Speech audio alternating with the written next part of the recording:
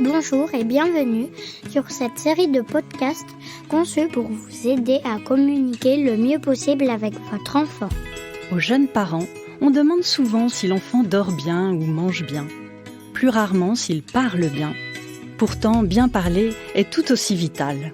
Je m'appelle Céline de Villers, je suis orthophoniste et fondatrice de loulilou.fr. Je forme depuis des années les professionnels de la petite enfance au développement et à l'éveil au langage.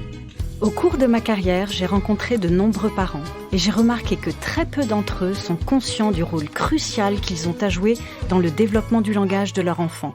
Voilà pourquoi j'ai créé cette série de podcasts. Pour vous parler gazouillis, babillage, en attendant les premiers mots, vous guider pour accompagner les premières phrases, mais aussi vous partager astuces, conseils et anecdotes pour vous éviter certains écueils. Pas de formule magique, mais une formule toute simple. Un beau langage permet de mieux s'épanouir.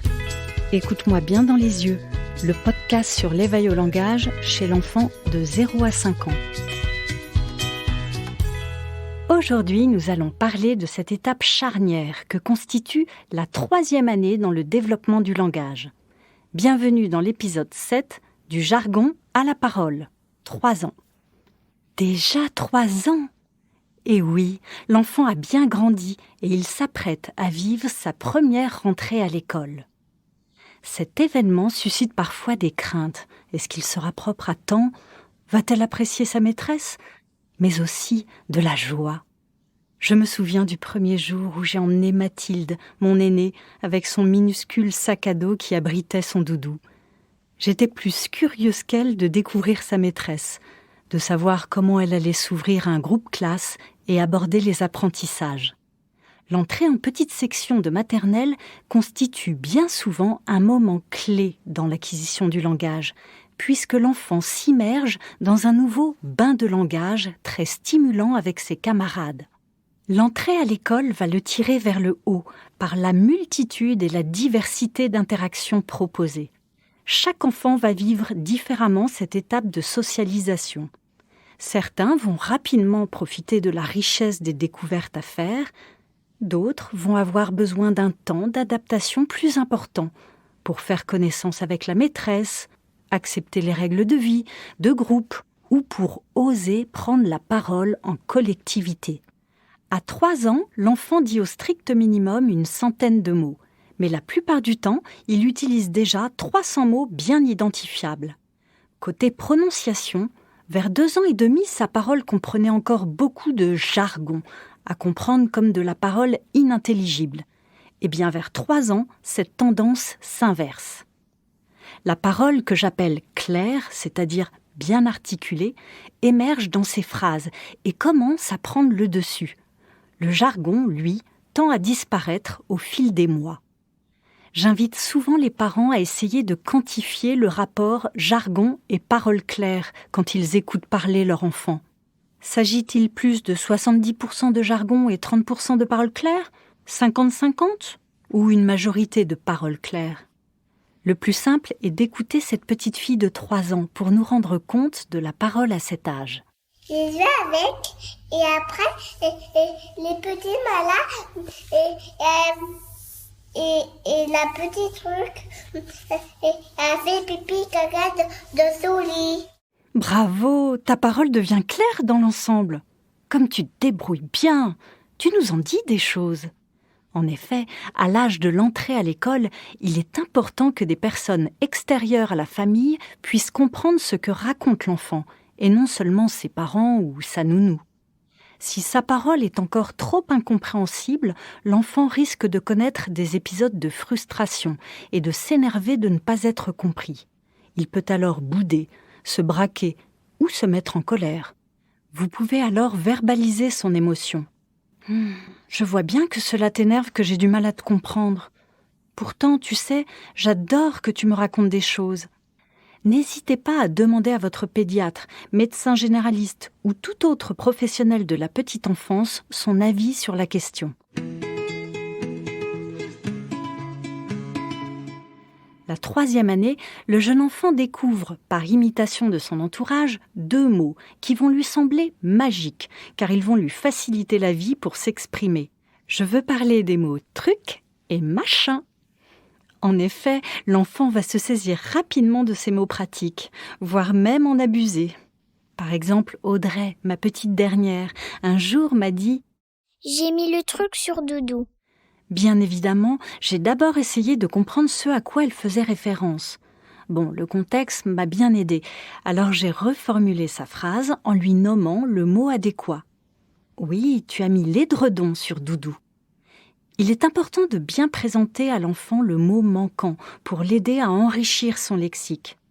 Par contre, il est inutile de lui interdire de dire truc ou machin, car vous obtiendrez tout le contraire. C'est en reformulant sa phrase et en nommant le nouveau mot que vous l'aiderez le mieux, car la période langagière entre 3 et 4 ans est marquée par un enrichissement spectaculaire du vocabulaire. À cet âge, la parole du jeune enfant suit le modèle sujet, verbe, complément. Elle s'enrichit aussi des premières notions abstraites que l'enfant parvient à différencier, telles que petit, grand, devant, derrière. Votre bout de chou utilise plusieurs verbes d'action dans ses énoncés et à partir de 3 ans et demi, il s'exprime aussi avec des phrases qui comprennent des marqueurs de temps. En fait, les principales terminaisons verbales apparaissent au gré de ses essais et de ses erreurs pour former les temps du présent, passé composé et futur. La différenciation du genre entre le masculin et le féminin commence à se stabiliser. Les articles définis, le, la, et les pronoms personnels, il, elle, sont désormais correctement utilisés. Fini les exclamations de type « Il court la dame ». Bienvenue à « Elle court la dame ». L'enfant nomme les couleurs primaires et il dénombre jusqu'à 3 en pointant avec son doigt chaque objet. Bientôt, ces phrases comprennent 4 mots avec les principaux outils grammaticaux, tels que les pronoms, les articles, les adverbes, les prépositions et les adjectifs. Votre bout de chou continue à surfer sur sa soif de découverte, en questionnant le monde, en inondant son entourage de ses nombreux « pourquoi ». Pourquoi les nuages sont gris ? Cela m'évoque Tristan Bernard, romancier, qui disait « Un enfant qui pose une question, c'est la voix de tout un monde qui veut s'améliorer ». À cette période, l'enfant pose donc beaucoup de questions qui témoignent de son intérêt à comprendre le monde qui l'entoure. À l'adulte de s'armer de patience et d'expliquer par des termes simples des concepts parfois compliqués. Vous l'aidez ainsi à affiner sa connaissance du monde et à développer sa pensée. Une autre possibilité de réponse est aussi de laisser planer le mystère propre au monde de l'enfance. Vous pouvez l'inciter à réfléchir par lui-même sur les choses du monde en lui disant simplement « Et toi, qu'en penses-tu » Vous pouvez aussi commencer à lui lire le « Qui dit doc des pourquoi » de chez Nathan. Ce livre vous aidera à répondre aux questions suivantes. Pourquoi a-t-on un nom et un prénom ? Pourquoi les feuilles des arbres changent-elles de couleur ? Pourquoi doit-on travailler quand on est adulte ? La 3e année est aussi marquée par l'apparition du « je » aux alentours de 30 mois. En effet, avant cela, l'enfant parlait de lui en utilisant soit son prénom, soit le « moi ». En utilisant le « je », l'enfant passe un cap. Il exprime à présent son individualisation. Il montre qu'il existe seul, séparé et différemment de nous. Cet âge d'or se caractérise par beaucoup d'opposition et de recherche de limites. Je veux pas aller au bain. Ces nouvelles acquisitions surviennent souvent en même temps que le dessin du rond fermé, qui signifie symboliquement une entité indépendante. Comment bien l'accompagner dans cette nouvelle étape ? Sachez tout d'abord que le « je » ne fonctionne pas sans le « tu ». Pour que votre enfant utilise le « je » et le « tu », il faudra qu'il les ait entendus dans la bouche de son entourage. Cela semble évident, mais je vous invite à réfléchir sur la manière dont vous vous adressez à votre enfant. Alors soyez vigilants. Moi-même, je me fais parfois violence pour ne pas me faire aspirer par le « on ». Alors au placard, les « on va prendre le bain » Préférez plutôt « je vais te donner ton bain ». Prenons un autre exemple. Quand je dis à mon enfant « maman va partir au travail et Raphaël reste à la garderie », eh bien je ne lui montre pas le bon exemple, car je n'utilise pas le « je » et le « tu ». Plutôt que de parler de moi à la troisième personne, je peux essayer plutôt d'utiliser le « je » et le « tu » en disant « je vais partir au travail et toi, tu restes à la garderie ». Cette prise de conscience est fondamentale pour aider l'enfant à acquérir le « je » par imitation.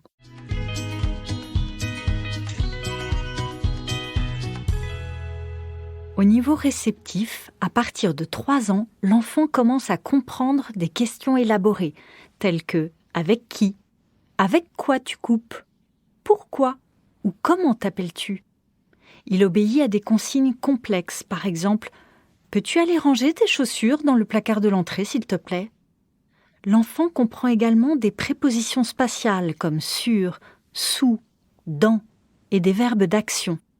Il s'intéresse au jeu de l'auto, au puzzle, et il commence à comparer les grandeurs en repérant si les 2 objets sont pareils ou pas pareils.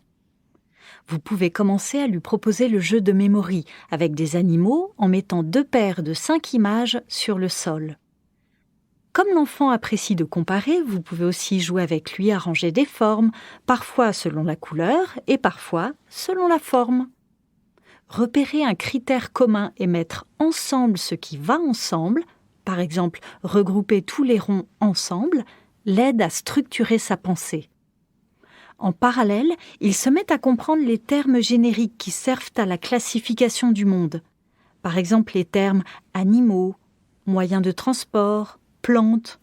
Il parvient également à vous montrer sur une image un personnage précis que vous lui décrivez. Sarah, pourrais-tu me montrer la fille qui saute et qui a des couettes ? Des petits jeux de devinettes simples, tels « Qui mange des carottes ?» amusent sa curiosité et permettent un nouveau type d'interaction.